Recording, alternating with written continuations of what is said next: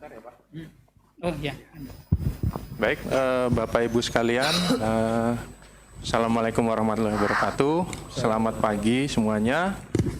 Selamat bergabung kembali di Friday Morning Forum Departemen Teknik Elektro UI. Pada kali ini sesinya untuk WMRG Wireless Mobile Communication Research Group ya. Oh ya, dari Prof. Asfial. Mungkin sebelum Mas Andi menyampaikan paparannya mengenai apa yang sudah dikerjakan, sharing, mungkin Pak Asfial, Prof. Asfial boleh memberikan sedikit kata.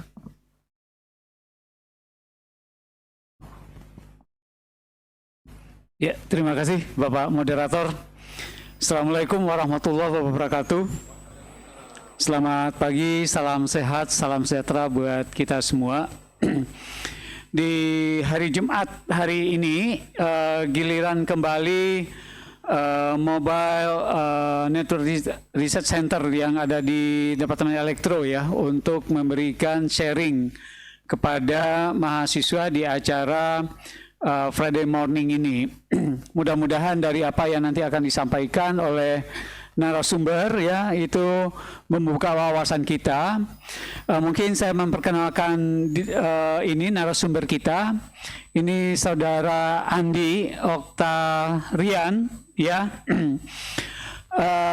Andi ini sekarang itu akan melanjutkan S3-nya di FTUI ya, di Departemen Teknik Elektro FTUI, dan baru lulus, baru diwisuda kemarin, kemudian baru ikut ujian SIMAK, tapi saya sendiri nggak tahu ya apakah akan diterima sebagai mahasiswa S3 atau tidak.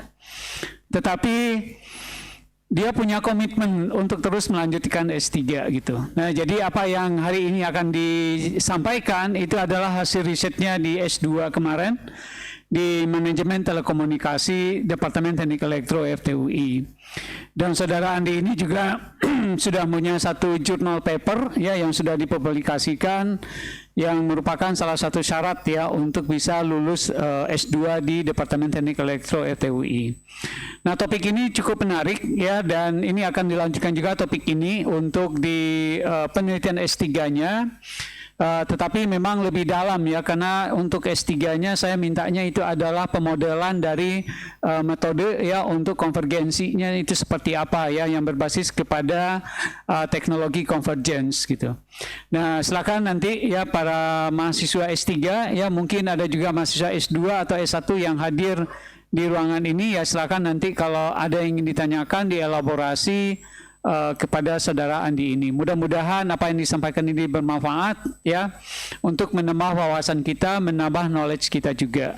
Atau barangkali ada yang beririsan nanti ya dengan riset dari Bapak Ibu semua ya di S3-nya, atau bisa juga nanti ya tercetus ide yang merupakan kolaborasi ya untuk barangkali ya membangun kerjasama riset, kerjasama penelitian ya, sehingga bisa mendapatkan riset funding baik yang didanai dari UI sendiri ya maupun dari kementerian ataupun dari industri yang lain. Saudara Andi ini ya, kesehariannya itu adalah salah satu pejabat ya di Telkomsel. Nah, jadi silakan nanti Bapak dan Ibu ya berkolaborasi dengan beliau untuk mendapatkan dana riset ya, karena Telkomsel itu CSR-nya juga cukup besar gitu ya. Nah, barangkali nanti dicolek-colek ini saudara Andi ini untuk bisa sharing funding gitu ya, untuk membantu kegiatan riset Bapak dan Ibu semua. Mungkin itu saja sebagai pembuka dari saya. Terima kasih. Wassalamualaikum warahmatullahi wabarakatuh. Waalaikumsalam warahmatullahi wabarakatuh. Baik, terima kasih Profesor Asfial atas pembukanya, sambutannya. Sekarang mari kita dengarkan paparan dari saudara Andi Oktarian mengenai penelitiannya ya, dengan judul Pengembangan Strategi ORAN Arsitektur MNOE menghadapi merger MNOC+D menggunakan tactical benchmarking di Pulau Jawa. Baik, kepada saudara Andi Oktarian kami persilahkan. Terima kasih kan. Bismillahirrahmanirrahim. Assalamualaikum warahmatullahi wabarakatuh. Dan salam sejahtera dan salam sehat semua untuk Bapak Ibu semua. Terima kasih pada Prof. Asfial atas waktunya dan kesempatannya sehingga hari ini di Jumat yang berkah ini insya Allah bisa men-sharing terkait research maupun penelitian di mana topik ini adalah topik yang hot topik juga antara kompetisi MNO yang ada di Indonesia. Tentunya terima kasih untuk semua sivitas akademika Fakultas Teknik Elektro UI yang telah hadir di pagi ini. Salam hormat selalu dan tetap semangat. Pagi ini saya coba akan men-share terkait dengan bagaimana MNO ketika menghadapi era kompetisi yang cukup ketat gitu ya. Gimana melakukan hal yang simple gitu, less effort, dan juga akan berdampak dengan smart investment yang akan dilakukan. Tentunya di penelitian ini banyak aspek yang dilakukan, baik dari aspek teknikal, aspek spektrum, kemudian yang terakhir adalah bagaimana financial risk-nya terhadap smart investment yang dilakukan oleh MNOA ini terhadap kompetisi mergernya MNOC dan D ini. Oke.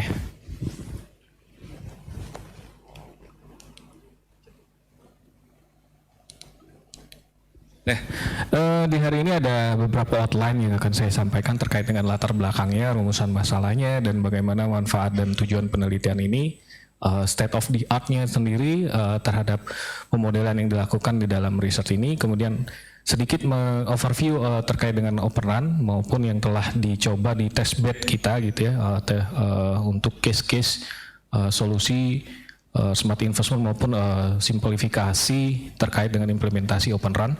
Kemudian terkait dengan identifikasi dan crowdsource model yang dilakukan di sini ada benchmarking model dan crowdsource model, di mana benchmark ini kan harus dilakukan secara kontinu untuk melihat secara kualitas maupun sampel-sampel yang ada di dalam radio access network. Kemudian yang terakhir adalah bagaimana kerangka desain dan pengolahan analisis datanya, dan terakhir adalah kesimpulan.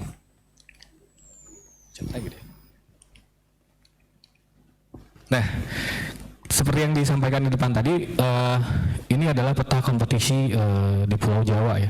Kalau dilihat di sebelah kiri ini adalah sedominan sinya untuk MNOA ini saat sebelum adanya merger antara MNOC dan D. Sehingga kalau kita lihat di sebelah kanan di map visual ini adalah hasil dari crowdsource yang kita modelin dengan menggunakan GeoHash 7 ya, untuk 152 meter kali 152 meter. Nanti detailnya kita bahas di belakang, sehingga terjadi perubahan iklim kompetisi terkait dengan coverage maupun infrastruktur yang ada. Kalau kita lihat di sebelah kanan, dominasi justru terjadi di antara MNOC dan D yang di Pulau Jawa gitu. Apa yang melatar belakanginya gitu?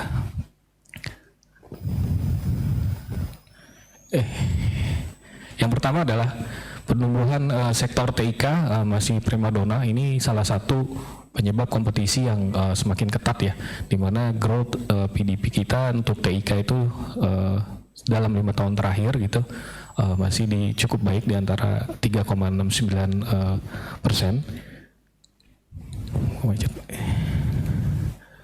Kemudian terkait dengan competition infrastruktur, kalau kita sama-sama tahu di MNOC dan di ini mereka mempunyai spektrum gold spektrum di FDD ya, terutama itu adalah sebagai gap goldennya cukup jauh antara MNOC dan D dan MNA, di mana gap ini menjadi customer experience yang dibutuhkan untuk improvement oleh MNOA untuk menghadapi MNOC D. Kemudian investasi cost, di mana MNOA ini terjadi penurunan capek gitu ya setiap tahunnya sebesar 3,77% secara CAGR untuk 10 tahun terakhir, di mana ini merupakan trait dari MNOC dan D ketika mereka merger yang terus tumbuh gitu ya capeknya, sedangkan MNOA ini mengalami penurunan capek gapnya, sehingga harus ada smart investment yang dilakukan oleh MNOA untuk mempercepat akselerasinya. Nah, sebagai solusi untuk mereduce TCO ini adalah bagaimana MNOA ini untuk mengoptimalkan capek dan OPEX-nya. Nah, rumusan masalah dari visual latar belakang tadi, yang pertama adalah bagaimana strategi tactical benchmarking MNOA setelah mergernya MNOC dan D, baik dari sisi strategic basic, terutama untuk infrastrukturnya, kemudian optimal untuk spektrum, dan agresif strategi terhadap kompetitif benchmarking di Pulau Jawa terkait dengan solusi vertikal yang diambil oleh MNOA terkait dengan kompetisi ini. Yang kedua, bagaimana desain dan perhitungan kebutuhan infrastruktur, kemudian spektrum dan coverage juga MNOA untuk menghadapi kompetisi ini. Dan ketiga adalah bagaimana financial analysis yang menjadi latar belakang tadi untuk menganalisa CAPEX dan OPEX MNOA untuk menghadapi trade antara dua operator MNOC dan D.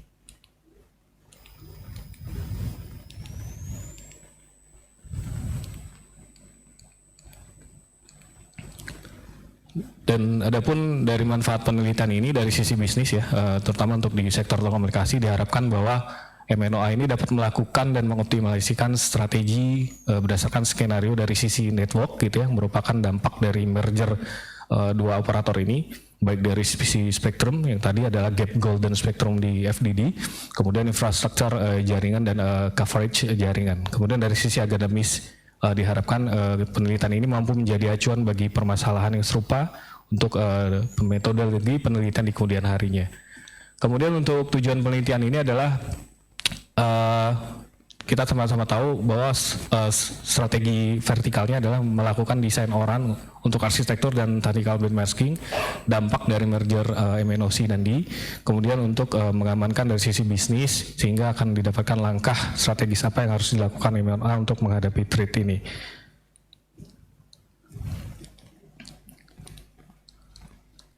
Kemudian dari novelty-nya adalah karena ORAN itu adalah kalau saya baca di Morgan ataupun di jurnal ya, banyakkan terkait dengan arsitekturnya. Di sini saya coba mengkaji memungkinkan pengembangan OpenRAN itu sebagai solusi untuk berkompetisi ya di Indonesia, terutama di Pulau Jawa, untuk spektrumnya, untuk infrastrukturnya maupun juga dari coverage antara traditional solution maupun dengan OpenRAN teknologi. Nah, ini sedikit overview dari OpenRAN ya. Karena kalau kita lihat berdasarkan paper dari Gabriel Shea Company untuk ready for prime time-nya OpenRAN, yang pertama adalah di mana OpenRAN ini akan memisahkan perangkat keras gitu ya dari hardware maupun dari softwarenya, sehingga antara RAN unit dengan baseband unitnya akan tersplit gitu ya, sehingga antar muka di baseband ini dan baseband unit dan radio RAN unit ini sehingga akan terbuka gitu, sehingga untuk proses simplifikasi infrastrukturnya akan lebih cepat gitu ya, sehingga operator pun juga dapat berakselerasi untuk membangun infrastruktur lebih cepat. Kemudian konsep dari OpenRAN sendiri adalah perubahan arsitektur dari RAN konvensional atau tradisional menjadi OpenRAN atau interface terbuka, yang mana ada implementasi di depannya itu seperti ada choice gitu ya antara distribute unit maupun carrier unitnya, sehingga untuk proses kompetisi ini MNOA akan lebih simpel untuk mengimplementasikan ketertinggalannya terhadap jumlah populasi infrastruktur maupun coverage-nya. Jadi cocok untuk mengalami untuk meningkatkan improvement capacity maupun fleksibilitas arsitektur terkait dengan improvement coverage.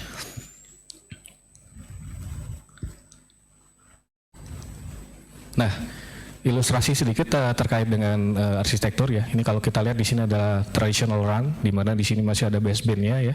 Baseband ini mengikat bahwa satu vendor adalah satu baseband gitu. Nah, di OpenRAN ini baseband ini, fungsi baseband ini akan tergantikan oleh CU ya, atau distribution unit, di mana CU ini nanti yang akan mengkonekkan ke fungsi core di masing-masing MNO. Kemudian ini adalah distribution unit, ini adalah untuk mengakses antara RRU dan ke kandidat yang akan kita implementasi sebagai untuk mengimprove coverage-nya. Jadi perbedaannya ada di sini ini. Nah, ini yang karena MNOA ini cukup kuat di sisi front haul dan middle haul-nya, maka ini adalah ideal konfigurasi dari OpenRAN ini yang bisa di-adopt oleh MNOA untuk berakselerasi untuk mengimprove coverage maupun dari infrastrukturnya. Nah, ini ilustrasi ya. Jadi kalau kita lihat di sebelah kanan adalah bagaimana RAN access network yang ada di MNOA, kemudian ketika diimplementasikan Open RAN, kalau kita lihat di sini untuk infrastrukturnya, di mana tower MNOC dan D ini ketika di merger, kemudian di sini di tower MNOA dan MNOD ini berdekatan, kemudian pasti antara ini akan dismantle, sehingga ada terjadi loss coverage di sini untuk kompetisi MNOA, sehingga dengan Open RAN ini sangat simpel gitu ya, MNOA mengimplementasikan tinggal menggantikan fungsi baseband ini, kemudian mengkolokan di tower MNOD, sehingga coverage ini yang dominan antara C dan D ini akan tertutup dengan tower dari MNOA dengan Open RAN gitu ya.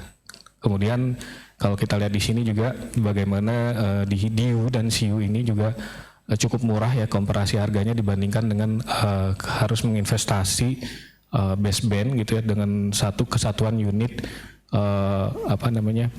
radio access network secara holistik di secara keseluruhan. Kemudian, nah ini konfigurasi secara dalam lagi terkait dengan COTS tadi yang ada di DU local data center maupun di central unitnya di CU. Kalau kita lihat di sini bagaimana konfigurasi DU ini bisa men-split banyak RAN gitu ya yang bisa diinstal gitu di sisi lain.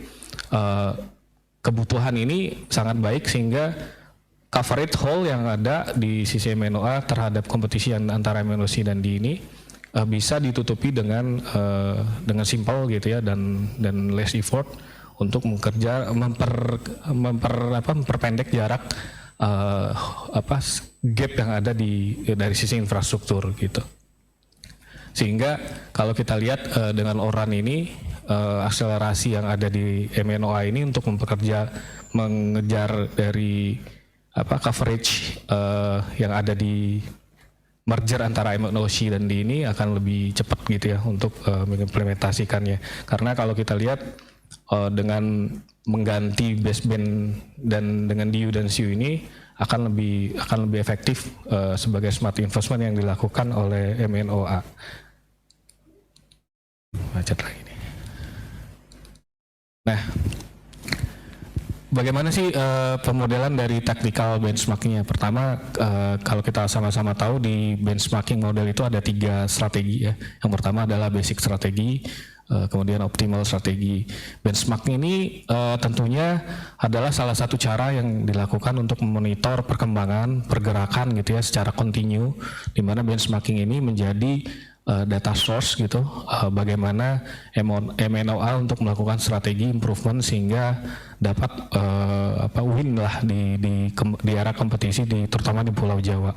Kalau kita lihat di basic strateginya ini tadi sebelumnya adalah overview-nya, di mana di basic strategi ini kita melakukan pemodelan terhadap iterasi kompetisi terkait dengan infrastruktur dan seberapa besar network expansion dan tipe dari tower yang dibutuhkan untuk MNOA dalam melakukan strateginya. Kemudian terkait dengan optimal, kita sama-sama tahu bahwa tadi golden gap spektrum FDD sangat jauh gapnya untuk MNOA menghadapi MNOC dan D, sehingga pemodelan yang di optimal strategi ini adalah kita menghitung berapa sih kebutuhan resource terhadap jumlah pelanggan yang ada di MNOA terhadap kompetisi antara MNOC dan D.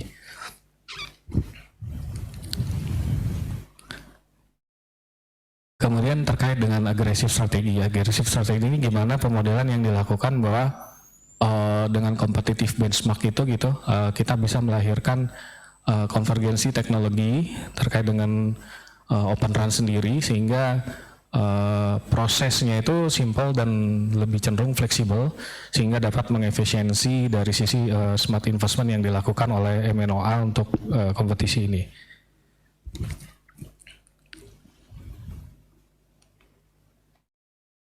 Nah, ini dari cross source modelnya. Kalau kita lihat di sini cross source modelnya kita menggunakan dari pengelolaan TMN atau Telecommunication Management Network, di mana ada salah satu tools cross source yang bernama Tutela gitu ya. Di mana Tutela ini memberikan grid-grid secara spesifik, secara detail gitu ya, di mana user tergrab sehingga menggunakan GeoHash ini adalah sistem geospasial. Geospasial inilah titik-titik yang kita identifikasi, kemudian kita melakukan identifikasi kota-kota atau city yang berdasarkan crowdsource ini, malah yang loss coverage, kemudian kita overlay, melakukan geolog dengan RSRP kriteria, di mana di lebih kecil dari 155 dB dan di atas 30% ini termasuk wilayah desa atau city yang loss. Kemudian melakukan prioritization model terkait dengan win, parat, or loss-nya dari setiap step yang dilakukan dari langkah 1, 2, dan 3, di mana cukup validity juga ya, terjadi filtering juga untuk melakukan GeoHash 7 ini, di mana GeoHash 7 ini cukup valid dengan jarak 152 kali 152 meter.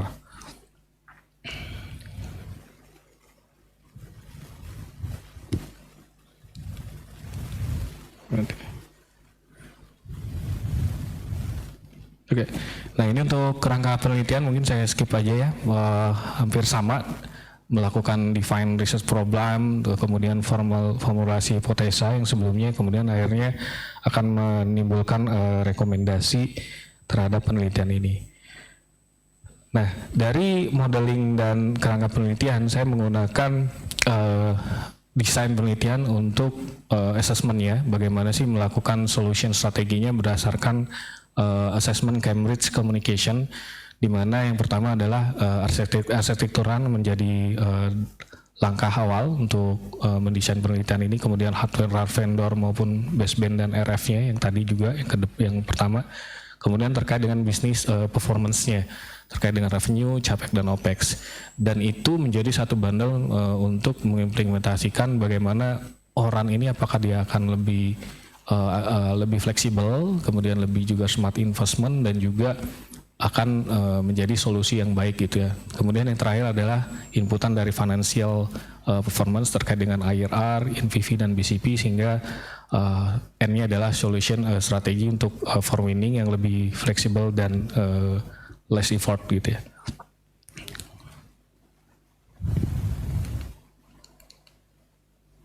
Nah, ini terkait dengan pengolahan datanya.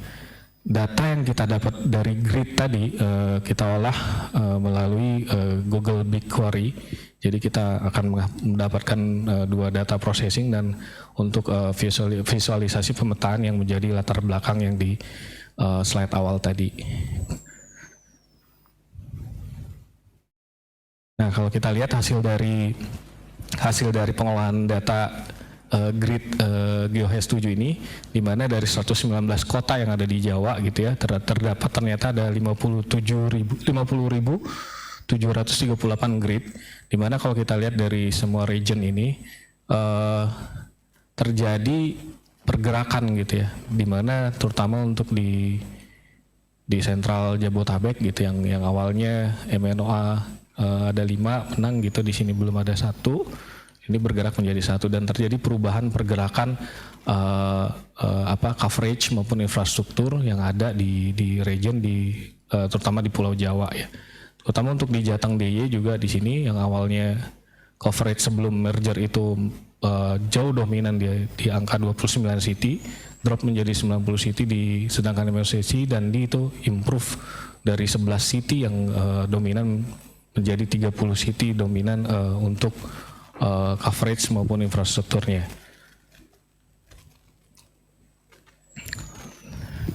Nah, ini pemetaan yang dilakukan dengan GeoHash 7 gitu ya, di mana dari 50.000 grid itu kelihatan pergerakan bahwa mostly terjadi di Jawa Tengah gitu ya sampai ke Jawa Timur, sehingga di Jabotabek juga ada pergerakan, sehingga ini sinyal yang harus dilakukan oleh MNOA untuk mengakselerasi ketika tertinggalannya dengan solusi-solusi yang di awal tadi. Nah, kalau kita melihat tadi basic strategi dan yang ketiga adalah optimal strategi, kita coba menghitung terkait dengan kebutuhan frekuensi. ini adalah jumlah subs data MNOA itu untuk pelanggan datanya kurang lebih ada 108 juta, sedangkan MOC dan D itu di angka 56 juta. Karena populasi Jawa itu sekitar 50% dari total populasi Indonesia, sehingga ini menggunakan asumsi bahwa 50% pengguna di Pulau Jawa adalah sebesar 49 juta dan 28 juta untuk MNOC dan D.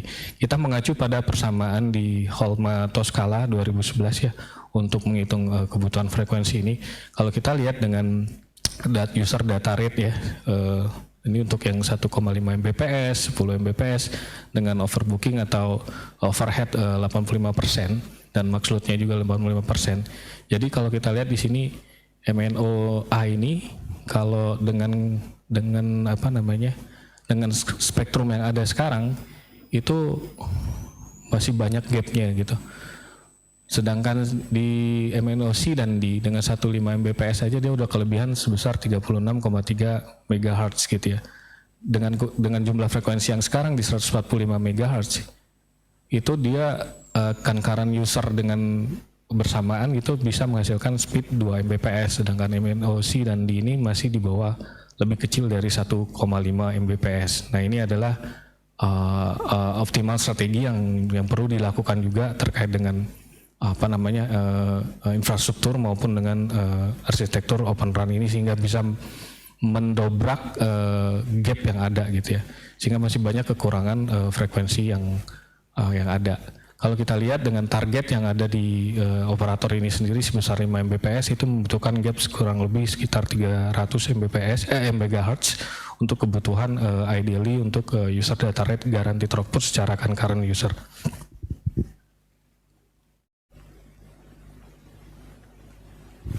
Nah ini untuk pengolahan data spektrum. Kalau kita lihat di iterasi, kita mencoba melakukan 5 iterasi gitu ya, di mana dengan gap-gapnya ini bahwa MNOA untuk mencapai target minimum user data rate secara concurrent user 5 Mbps itu membutuhkan 300 MHz bandwidth gitu ya. Kemudian kalau di sisi sini berapa sih load subpers megahertz-nya? Kalau kita lihat di sini MNOA, kemudian ini MOA dengan penambahan bandwidth, dan ini MNOC dan D. Kalau kita lihat di sini bahwa MNOA ini load per megahertz, subs per megahertz-nya itu sangat gede ya. Dibandingin Singapura aja kita lebih 1,34 juta subs per megahertz, sedangkan si MNOC dan D ini sekitar 0,7 ya, 0,7 subs per megahertz. Kalau di Singapura itu Singtel dan lainnya itu sekitar 30 ribuan sub per megahertz, jadi cukup kecil. Sehingga dengan penambahan 300 MHz ini dihasilkan load subs per megahertz-nya menjadi 0,4 yang sebelumnya di 1,3 subs per megahertz-nya. Sehingga dengan adanya bandwidth frekuensi yang saat ini mencapai 135 MHz di MNOA yang hanya mampu memberikan speed sebesar lebih kecil dari 1,5 Mbps secara concurrent, sehingga kompetisi ini dirasakan memerlukan akselerasi untuk MNOA dari sisi spektrum. Kemudian terkait dengan solusi ORAN ini. Solusi ORAN ini tentunya ada TCO komponen gitu ya. Kalau kita lihat dari skenario tradisional gitu yang fisik RAN maupun fleksibel open RAN, distribusi RAN gitu ya. Kalau kita lihat dari ini dalam juta, 450 juta gitu ya untuk satu BTS atau satu radio access unit, di mana jika kita mengimplementasikan kebutuhan gap terhadap infrastruktur 22.000 site terhadap MNOC dan D, itu bisa mereduce CAPEX sebesar 3,6,74% gitu ya, sehingga ini menjadi solusi yang cukup baik gitu, walaupun di Indonesia masih di dalam testbed ya untuk Open RAN ini, sehingga menjadi acuan bahwa ORAN ini cukup baik juga untuk bisa diimplementasikan dalam sisi kompetisi maupun untuk mempercepat akselerasi. Kemudian dari sisi OPEX, kalau dari sisi OPEX ini kita ada 3 komponen yang kita jadikan penelitian terkait dengan NSR atau Network Space Rental. Ini yang solusi tadi yang gimana kalau kita menarik satu front haul itu lebih kecil gitu ya untuk TCO-nya, OPEX-nya. Kemudian sewa transport juga akan sama karena sama-sama membutuhkan Mbps yang sama gitu ya. Kemudian power supply yang akan meningkat di sini karena akan ada konsumsi daya yang naik sedikit. Namun di sisi OPEX, di sisi CAPEX-nya itu tidak ada.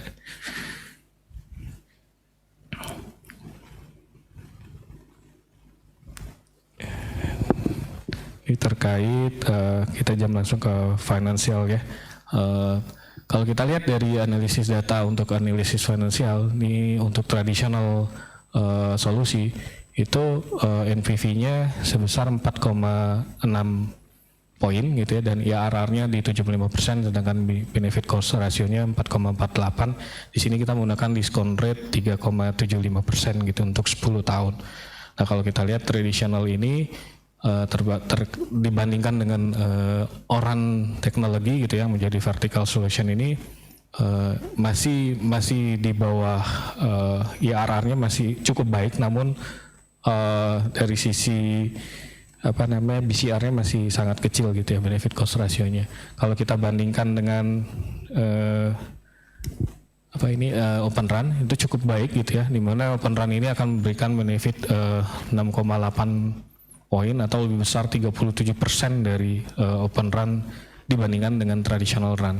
Nah kalau kita lihat di sini dengan aspek analisis finansial maupun arsitektur yang lebih simpel gitu ya, bahwa Open Run ini akan lebih menjanjikan gitu ya, apabila nggak hanya MNO aja bisa mengadop ini, sehingga kebutuhan antara coverage maupun capacity itu bisa lebih fleksibel untuk diimplementasikan. Kemudian yang terakhir adalah terkait dengan kesimpulan ya.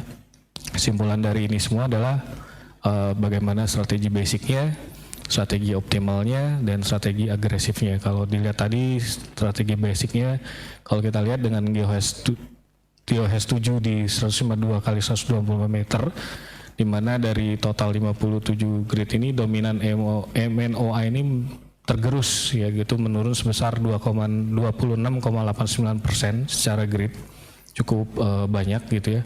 Kemudian dari sisi strategi basic,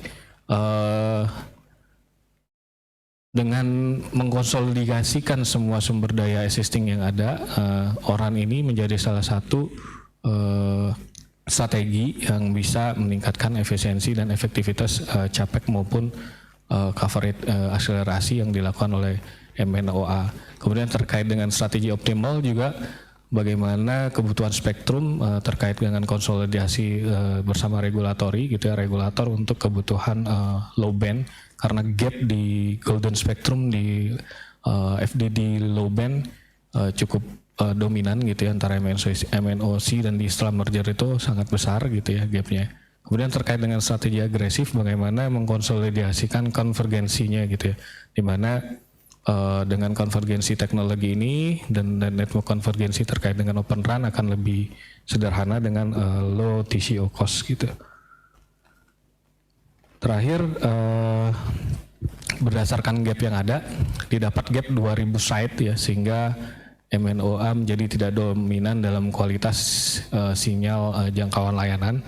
Kemudian terkait dengan spektrum juga tadi dengan menggunakan kalkulasi Holma atau skala 2011 untuk mencapai target data user sebesar 5 Mbps, MNOA ini membutuhkan spektrum sebesar 323.3 MHz, sehingga kebutuhan spektrum untuk frekuensi MNOA saat ini masih sangat jauh gapnya, terutama di gap FDD gitu ya. Sedangkan di MNOC dan di ini jauh di atas rata-rata data rate user yang ada di MNOA. Nah, kemudian desainnya adalah dengan pengembangan arsitektur Oran dan mengakselerasi gap infrastruktur. Yang terakhir adalah berdasarkan analisis arsitektur teknologi RAN, kemudian berdasarkan analisis finansial bahwa nilai TCO, CAPEX dan OPEX-nya selain dari sisi fleksibel juga nilai bisnis dari teknologi ini juga sangat baik secara NPV, IRR dan BCR. Mungkin itu yang bisa saya sharing untuk pagi hari ini. jika ada diskusi yang akan ditanyakan, dipersilakan. Baik, terima kasih atas paparannya Mas Andi. Mungkin langsung saja kita buka untuk sesi tanya jawab. Kami persilahkan bagi ada yang mau bertanya.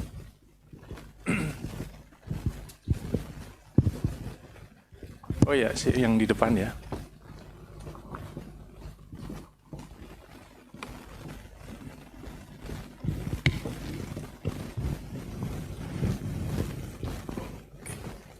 Terima kasih. Saya duduk aja nggak apa-apa? Iya, nggak apa-apa, Mas. Boleh. Oke, sebelum yang lain tanya, bisa tanya dulu.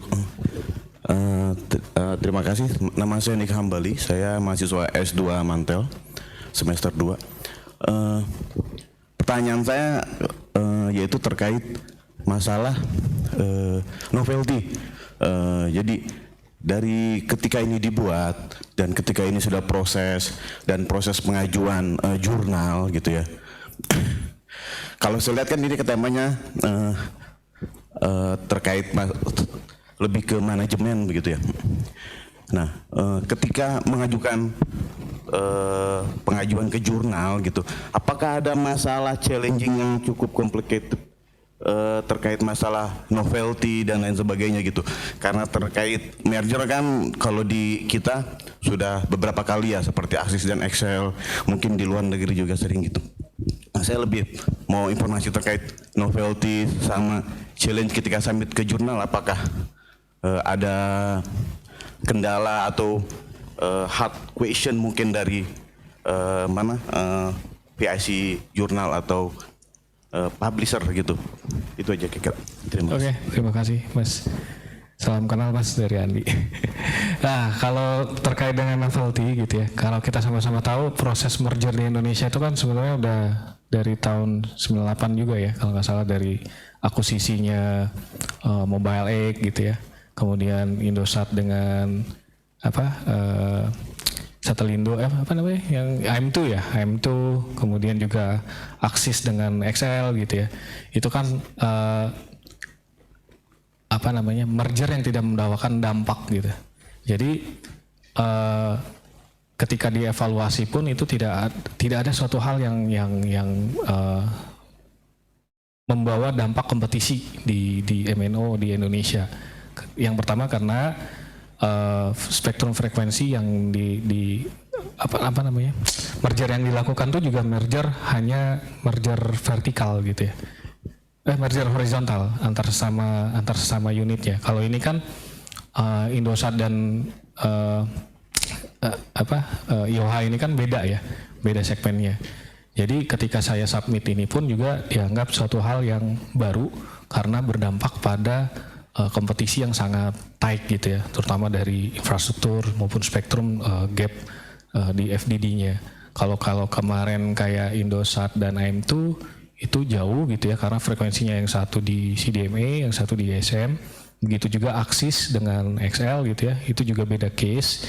Nah, yang ini adalah suatu hal yang baru di mana pemainnya sama gitu, dan ini harus mergernya secara horizontal ini membawa dampak bagi salah satu MNO yang ada di Indonesia gitu. Makanya saya coba menggali apa sih yang harus dilakukan dengan mergernya si MNOC dan di ini gitu. Ternyata dampaknya banyak banget, baik dari sisi bisnis, infrastruktur, spektrum, end user maupun teknologi yang ada. Sehingga MNO ini harus mengadop suatu teknologi gitu ya, teknologi yang benar-benar win untuk dia gitu, dalam artian juga dari sisi akselerasinya, karena kita sama-sama tahu FDD sekarang ini kan pemenangnya adalah di IOH ya, yang paling banyak frekuensinya. Nah, ini adalah yang harus diambil langkah dari era kompetisi yang ada di MNO di Indonesia. Mungkin itu sih Mas yang bisa. Mungkin beda case-nya aja untuk mergeringnya. Mungkin itu kemarin jawaban untuk di reviewer jurnalnya seperti itu juga. Iya, seperti itu sampelnya. Jadi itu memang itu salah satu question dari reviewer juga ya. Iya, ada concern aja sih Mas. Jadi ini mergernya kayak apa sih yang sekarang gitu. Kalau sebenarnya kan merger tuh udah banyak. Sama aja kayak konvergensi yang sekarang gitu ya. Konvergensi teknologi itu kan ada media konvergensi, network konvergensi maupun teknologi konvergensi. Kalau kita lihat yang sekarang yang lagi hebohnya adalah FMC kan kalau untuk konvergensi. Begitu juga merger. Merger ini ada yang horizontal, ada yang vertikal. Kalau yang dulu kan rata-rata dia beda concern nih, beda core bisnisnya. Kalau ini sama gitu. Nah ini yang butuh strategi MNOC dan D ini juga punya strategi masing-masing, MNOA juga punya strategi masing-masing. Nah, bagaimana sih si A ini dengan basis user data yang besar, apa sih yang harus dilakukan dengan dari sisi technical gitu ya, dari sisi finansial, dari sisi garanti servisnya gitu. Nah, itu yang membedakan sedikit sih, Mas. Oh oke, sorry. Oke. Artinya ketika submit itu pertanyaan yang tadi dari jurnal itu tadi seperti itu aja. Artinya ketika kita submit, Iya. dia lebih men-challenge lagi konten. Iya, karena jenis mergernya. Iya. Karena jenis mergernya. Makanya ini dari semester 1 sih sebenarnya saya udah mikirkan merger ini gitu kan. Karena kalau kita review ke belakang lagi kan merger ini kan sebenarnya banyak. Ada yang merger berupa produknya aja, tapi dia gabung gitu ya. Tapi secara network enggak. Kalau ini kan gabung kan jadi satu kesatuan. Antara IOH ini kan dia memix semua servisnya di sisi RAN-nya maupun core-nya dalam proses yang sama nantinya kan. Nah, kalau yang lain itu dia tetap berdiri sendiri tapi nggak dalam satu kesatuan gitu, Mas. Itu aja sih yang kemarin yang menjadi concern. Ya, noted. Terima kasih. Terima kasih Pak Andi. Ada lagi yang mau bertanya? Oke, yang di atas. Yang Ibu dulu ya.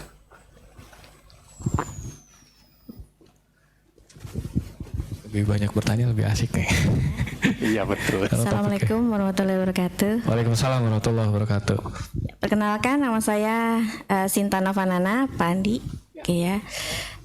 Saya tertarik dengan Open RAN-nya begitu Pak, karena saya sejak 2021 itu di-hire oleh TIP, Telekom Infra Project, untuk menghandle Open RAN di labnya Telkom University. Nah, itu kemarin juga sempat ada trial dari 2 MNO besar ya Pak ya, MNOA kayaknya ya Pak, dan MNOC plus D itu tadi. Nah, hasilnya juga sudah dirilis saya rasa ya. Nah, kalau dari Open RAN sendiri, kita lihatnya challenge-nya kan dia open ya Pak ya, open interface begitu. Nah, ini menimbulkan kompetisi yang lebih luas bagi vendor-vendor baru yang kecil-kecil juga bisa maju gitu ya Pak. Salah satunya vendor dari US atau Cina yang banyak digunakan. Nah, kalau dulunya mereka tertutup gitu ya Pak, itu kan end to end-nya dihandle oleh satu vendor. Nah, berarti manajemennya akan menjadi lebih mudah begitu kan ya Pak. Kalau ada error atau ada alarm, satu vendor ditelepon datang, beres ya Pak. Oke. Nah, sekarang kalau dengan open interface begini ya Pak, itu kan akan banyak muncul masalah begitu ya Pak ya. Integrasi, mungkin masalah alarm, mungkin masalah kecil-kecil yang akhirnya semua lepas tangan. Oh, ini bukan saya begitu ya. Ininya yang salah, ini saya yang salah begitu kan ya Pak. Nah, itu maka muncul satu okupasi yang namanya sistem integrator gitu. Saya belum lihat nih Pak di tempat Bapak apakah sistem integrator itu masuk ke dalam penelitian Bapak gitu. Jadi karena sistem integrator ini adalah kunci ya Pak. Dia itu kayak sekarang kan kita punya komputer itu yang rakitan gitu ya Pak, PC rakitan ibaratnya. Nah, berarti yang merakit itu kan harus tahu ini kompatibel, ini enggak kompatibel. Nah, sementara Open RAN sendiri dengan RAN di 3GPP kan menyerahkan ya Pak, ada split option 8. Nah, tidak semua produk vendor itu kompatibel begitu. Nah, kita butuh sistem integrator. Nah, pertanyaan saya itu Pak. Terima kasih Pak Andi. Oke, terima kasih. Langsung jawab aja. Ya, silakan dijawab Mas Andi. Menarik. Jadi yang pertama kalau kita lihat kan emang mana tadi ya. Nah, ini kan bedanya nih. Kalau kita lihat yang pertama di tradisional atau di existing, ini generator alarmnya ada di sini kan, di baseband yang mengenerate, kemudian mengirim ke OAM, kemudian ke NOC-nya gitu ya untuk integrasinya. Kalau di sini ini emang otomatis fungsi baseband ini akan berubah ke DU ya, distribute unitnya. Nah, dalam batasan masalah ini sebenarnya belum dimasukin di sini batasan masalah untuk karena saya mencoba arsitektur ini ideal nggak sih untuk diimplementasikan secara merubah arsitektur yang ada, terutama untuk akselerasi, terutama untuk project dan implementationnya gitu ya. Kalau kita lihat kan dengan yang existing ini malah cukup kompleks justru. Yang pertama apa? Yang pertama kita bergantung banget sama speednya vendor. Kalau yang ini sebenarnya udah banyak dijual nih di market, udah banyak dan harganya juga lebih di bawah ini gitu ya, di harga vendor-vendor Cina sekarang gitu ya, Tiongkok gitu.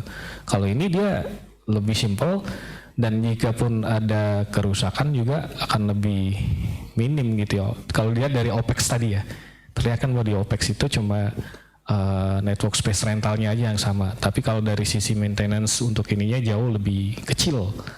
Nah jadi kalau untuk proses maintenance-nya itu tidak dimasukkan di sini karena hanya untuk membandingkan implementasinya jauh lebih baik, lebih cepat gitu ya, dan kemudian dari sisi OPEX-nya juga akan lebih efisien dibanding dengan tradisional ini gitu ya. Nah kalau ini kan sebenarnya kayak server aja. Jadi di setiap MNO kan juga udah banyak targetnya Open RAN itu adalah bagaimana si operator ini bisa mandiri gitu ya. Jadi untuk mengintegrasikannya prosesnya akan lebih cepat dan kalau ini kan kita ketergantungan, tapi tidak memutus supply chain mata rantai dari vendor sih sebenarnya harapannya. Cuma dengan ORAN ini kapabilitas yang dimiliki oleh MNO ini akan lebih efektif aja sih. Itu aja sih Ibu. Mungkin bisa terjawab sedikit. Ya, terima kasih Pak Andi. Ya, sama-sama. Ada lagi? Oh ya, tadi yang Bapak yang di pinggir ya.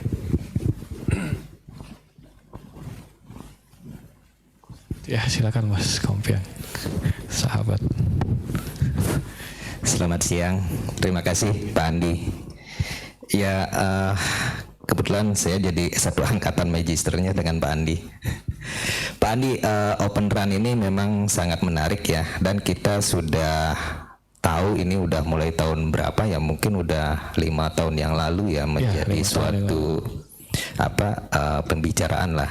Nah, tapi sampai saat ini dari sisi MNO itu progres untuk implementasinya ini gimana ya Mas Andi? Dan challenge-nya nih kan kita tahu nih, terutama bagi vendor atau prinsipal yang selama ini proprietary ya, yang disband sampai ke RAN-nya itu adalah memiliki protokol proprietary sendiri. Nah dengan adanya Open RAN, istilahnya itu roll out-nya itu apakah ada challenge dari mereka juga, misalnya menahan-nahan buat implementasi open protokol ini. Terus di sisi MNO-nya itu ya, selain masalah interoperability tadi itu kan ada split berapa tuh 7-8 yang bisa diimplementasi itu. Ya mungkin masalah interoperability-nya itu challenge-nya di mana? Itu aja sih Pak Andi, silakan. Terima kasih Mas Kompiang, sahabat saya di Mantel. Jadi izin saya jawab Mas Kompiang. Jadi sebenarnya ORAN itu selama masih satu label merek vendor itu masih oke. Tapi kalau misalnya misalnya kayak tadi yang saya buat ilustrasi ini nih, ilustrasi ketika kita akan mencari kandidat ORAN site gitu ya. Misalnya di sini vendor A, di sini vendor A, vendor B. Ini yang masih challenge Mas. Karena si vendor B belum mau buka kalau di depannya itu adalah vendor A. Tapi kalau sistem clustering, mungkin MNO masing-masing kan ada cluster-clusternya ya. Cluster A ini vendor B, vendor A gitu ya. Kalau selama masih dalam cluster yang sama, itu bisa. Dalam artian itu justru lebih menjadi opportunity buat MNO untuk bisa melakukan implementasi ini lebih cepat gitu ya. Misalnya kayak di klaster Jakarta misalnya, semua vendornya A gitu ya. Itu justru lebih simpel melakukan dengan orang ini gitu ya. Jadi dia baik dari mana tadi yang saya gambarin tadi ini. Misalnya ini nih. Ini untuk misalnya RRU-nya masih vendor A, ini apa namanya CU-nya atau DU-nya udah menggunakan yang di TIP tadi, ini udah welcome sih mereka. Asalkan nggak ada cross antara vendor A vendor B gitu. So far sih masih harapannya ini sebenarnya bisa cukup baik sih untuk mengimprove coverage yang ada di Indonesia agar lebih cepat sih, terutama di MNO masing-masing gitu. Mungkin itu Mas Kompian.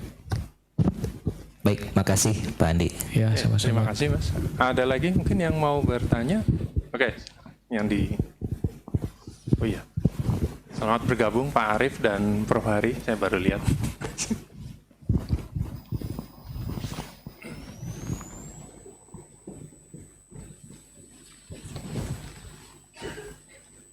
Assalamualaikum warahmatullahi wabarakatuh. Terima kasih Pak Andi presentasinya. Saya tertarik terkait sama yang Pak Andi sampaikan tadi yang coverage ya, yang software menggunakan Tutela ya kalau nggak salah namanya ya. Nah itu bagaimana ya cara dia menggambarkan ketika perubahan sebelum merger dan setelah merger, artinya apakah coverage dari MNO-nya itu berkurang dalam artian kalah coverage-nya, atau memang sebenarnya sih nggak berubah, cuman mungkin dari sisi usernya artinya ada perubahan churn rate ya, mungkin karena coverage-nya makin bagus beberapa sisi usernya itu pindah ke MNO C dan D seperti itu. Itu aja mungkin pertanyaannya Pak Andi, terima kasih. Oke, ya pertanyaannya cukup baik, terima kasih Mas. Sebenarnya Tutela ini adalah kayak TMN tools ya yang ada di mungkin di MLC dan D juga punya crowdsource-nya untuk mengidentifikasi customer experience yaitu menggrab background analysis dari setiap UA gitu ya. Kalau berdasarkan dari tools crowdsource yang saya ambil gitu ya, source-nya, di mana ini adalah tadi yang di tabel step, ada 3 step itu. Ini mengambilnya adalah baseline gitu ya, baseline sebelum merger. Kalau kita sama-sama tahu kan mergernya di 2021 ya, di pertengahan di Q2 kalau nggak salah ya Mas ya. Nah itu saya buat baseline-nya dulu. Baseline pergerakannya itu tuh kalau dilihat emang dengan munculnya pergerakan antara merger IOH ini, titik-titik yang ada di grid GeoHash 7 itu berubah patternnya Pak. Jadi setiap bulan saya ambil datanya, misalnya di bulan Februari sebagai baseline-nya, nanti di Maret itu berubah tuh. Yang awalnya grid-grid kecil yang dulunya Telkomsel good gitu ya, atau Telkomsel menang di situ, itu kan komposisinya adalah win, good, win, par dan lose ya. Jadi kalau dia di atas level 105 dBm dan lebih besar dari 30% populasinya, itu Telkomselnya lose berarti. Atau par ini saya anggap dia juga lose gitu asumsinya, bahwa ada pemenangnya di atasnya gitu ya. Nah dengan penggabungan ini otomatis kan di servernya Tutela itu titik-titik grid yang dari 157 kali 157 meter itu, yang dulunya coverage Telkomsel itu good, dengan adanya penggabungan ini kan mixnya di grid itu jadi ada 2 gitu. Misalnya kalau kayak di Semarang itu dominasinya kan emang Indosat gitu ya. Nah ada tower MNOA, tower MNOC, kemudian tower SED gitu. Ketika digabung di dalam grid ini, si Telkomsel ini tetap sebenarnya misalnya 100 gitu ya. Ketika ini digabung antara C dan D ini, mereka lebih menguasai di grid itu. penetrasinya lebih kuat gitu, lebih strong. Nah makanya tadi kayak kandidat tadi, dimana kalau misalnya ada tower D yang akan direlokasi karena berdekatan, itu menjadi kandidat untuk MNOA untuk melakukan penguatan sinyal di tower sebelahnya gitu sih Mas. Jadi pergerakan setiap bulannya itu kelihatan sih ininya dari TMN tools ini gitu. Jadi validity-nya itu berdasarkan grid-grid yang geospatial method gitu ya. Jadi kita ngelihat pergerakannya di sana gitu. Jadi kita ambil di titik tertingginya, semakin ke sini kan semakin ketutup tuh coverage-nya. Jadi dominannya C dan D. Nah di situlah diagregasi, di situlah jadi tolak ukur untuk bisa improve MNOA di treatnya dari C dan D ini gitu. Mungkin itu sih Mas. Ya, baik, terima kasih. Jadi ini sebenarnya concernnya tadi dengan lanjutan kajiannya Mas Andi tadi ya, berkaitan sama cost analisisnya tadi, cost berapa besar biayanya ya, terkait sama itu N-nya sih. N-nya ya. N-nya aja. Ya, Tapi jadi mungkin karena saya mencoba melihat tadi kita berangkat dari analisa coverage, kemudian Mas Andi tadi di bagian itu terakhir coba menghitung dari sisi kapasitinya, artinya berapa user, termasuk tadi memasukkan faktor saya tadi yang 0,85 apa ya tadi saya lupa. Load section faktornya. Ya itu. Overhead faktornya. Nah mungkin nanti karena ada dua hal yang bagaimana dari sisi coverage, tapi Mas Andi juga menghitung dari sisi kapasitinya. Nah mungkin nanti mungkin perlu ditambahkan adalah bagaimana nanti tingkat penyebaran usernya mungkin ya. Jadi dari sisi populasi sehingga strategi yang ditawarkan atau diusulkan oleh Mas Andi benar-benar masuk untuk dari sisi bagaimana nanti strategi implementasinya atau strategi untuk penyebaran atau memperkuat coverage-nya itu sendiri. Ya, terima kasih Mas Andi. Ya, sama-sama. Ya, terima kasih. Mungkin waktunya sudah hampir habis. Mungkin satu penanya lagi ya. Silakan kalau ada.